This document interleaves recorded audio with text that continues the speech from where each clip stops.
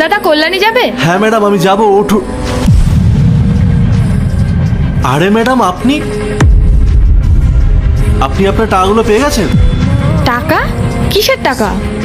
এটা আপনি কি বলছেন ম্যাডাম? আপনার মনে নেই দুদিন আগে আপনি আমার অটো করে কল্যাণী স্টেশন গেছিলেন, তখন আপনার টাকার ব্যাগটা আমার অটোতে ফেলে দিয়েছিলেন। ও আচ্ছা, সেই টাকাটা তো আমি অনেক খুঁজেছি কিন্তু কোথাও পাইনি। আচ্ছা, আপনি টাকাগুলো কাকে দিয়েছিলেন? আসলে ম্যাডাম ব্যাগে আপনার অফিসের আইডি কার্ড ছিল, সেখানে আপনার অফিসের ঠিকানা লেখা ছিল, তাই ওই ঠিকানা দেখে আমি আপনার অফিসে গেছিলাম। সেখানে গিয়ে আমি একটা ম্যাডামকে দেখতে পাই, তখন তার হাতে টাকাগুলো দিয়ে বললাম যেন আপনাকে টাকাটা দিয়ে দেয়।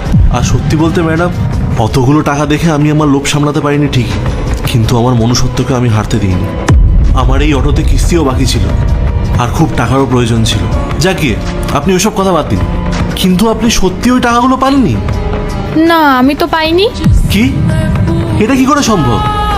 ওই ম্যাডাম তো বললেন যে আপনাকে টাকাগুলো দিয়ে দেবেন। আমাকে তো কোনো টাকা দেয়নি। দাঁড়াও, টাকাটা নাও। আর শোনো, আমি এখন তোমাকে যেমন করে বলবো ঠিক তেমন করে কাজ করবে, বুঝতে পেরেছো? তাহলে ভালো করে শোনো।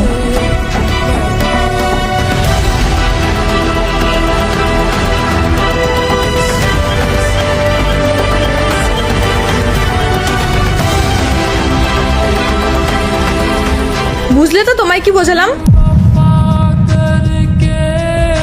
ম্যাডাম একটা কথা ছিল। এরপর কি হলো সেটা দেখার আগে তুমি যদি এই দুটো ছবির মধ্যে একটা ছবিকে ভালোবেসে থাকো তাহলে ভিডিওতে লাইক এবং সাবস্ক্রাইব করে দাও। আর যদি তুমি লাইক সাবস্ক্রাইব না করো তাহলে আমি বুঝবো তোমার ছবি দুটোকে ভালোবাসো না। আর কমেন্টে লিখে যাও আমিন।